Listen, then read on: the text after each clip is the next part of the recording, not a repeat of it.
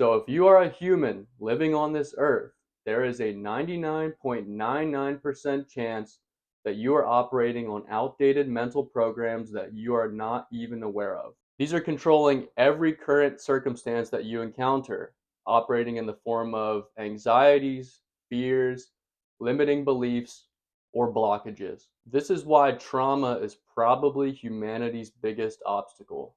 Because it's so subtle. We are usually completely unaware that something from our past is controlling us and continuing to hold us back. So you have an experience. It produced such a strong emotional response that it seeped deep into your subconscious mind, and now you're subconsciously operating to avoid that pain in the future. This keeps us stuck. Of course, we know that tragic incidents can create trauma responses, but really small experiences can create that too. Like, let's say in second grade, Charlie made fun of your ears, Cindy called you short. Then you go through your whole life being self conscious about your ears. That shit is real. Or your boyfriend Eddie broke up with you because he didn't like your hair. You literally let one person's perspective dictate your whole life. You were so young that you didn't know how to process everything that happened to you. So everything just went into the deepest layers of your brain that form your perception and your beliefs. And these things still cling on and taint our perception today. Once you realize this, you'll be like, why did those things from the past have to dictate who I am today? To grow, we have to face what is holding us back. And this is how I did it. First, you have to make sure that you really want to heal yourself. You really want to improve yourself.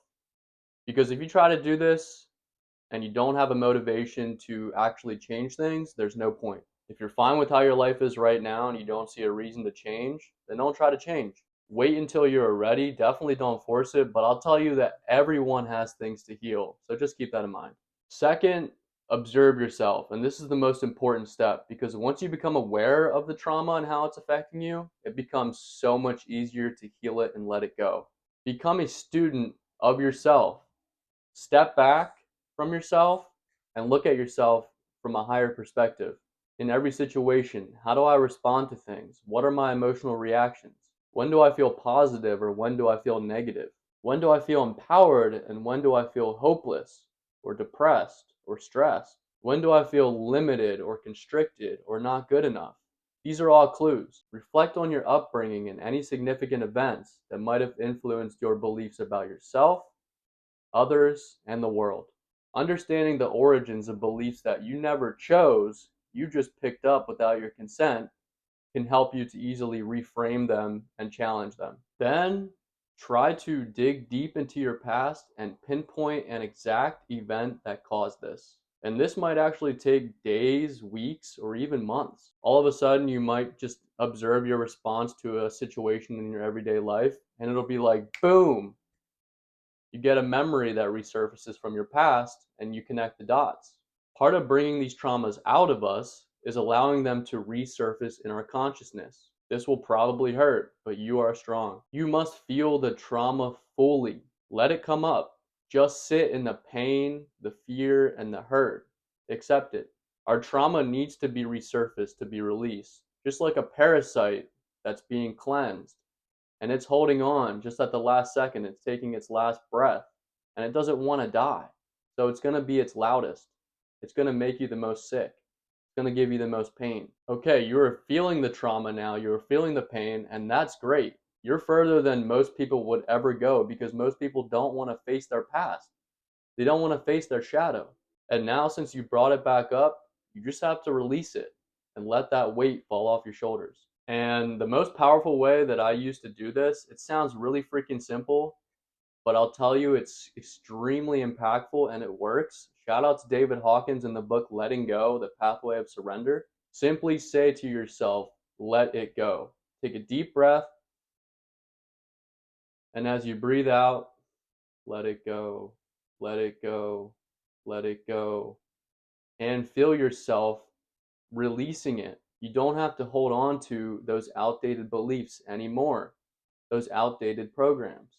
Sometimes I try to over control things, and whenever a situation comes up in my life that I didn't plan for and it overwhelms me, I practice just saying to myself, let it go, accept it as it is. Whenever I feel an anxiety, I just let it go. A fear, let it go. And something else that will help you let the trauma go is to literally get it out of you. So write it out or talk it out, but get it out instead of bottling it up inside. In this way, you are physically releasing it. Fasting and cleansing, another thing I recommend looking into and trying for yourself. Breath work, exercise, stretching. Trauma can be stored in the tissues of your body, and trauma can even be stored in your DNA, passed down from generation to generation. But continue the practice of pinpointing a trauma and releasing it, pinpointing and releasing, because you're going to encounter different levels of healing and different levels of releasing that needs done. This is pretty much a never ending process. But the more you let go, the lighter you will feel. You will literally start to feel lighter when you have processed this trauma. You will feel like a weight has just fallen right off of your shoulders. And you can start to be authentically yourself. It feels pretty freeing. After you've healed a lot of your trauma, you start to return back to this state that I refer to as the blank slate, something that we were when we were a child. Our mind, our beliefs were extremely malleable and moldable, and we were literally a blank slate. But when we start to return to our childlike state, and you have wiped the windshield clean from a lot of the dirt and the bugs of the past, now you can install your own empowering beliefs. The difference between now and when you were a child is that now you have more control over your beliefs and the ones that you create.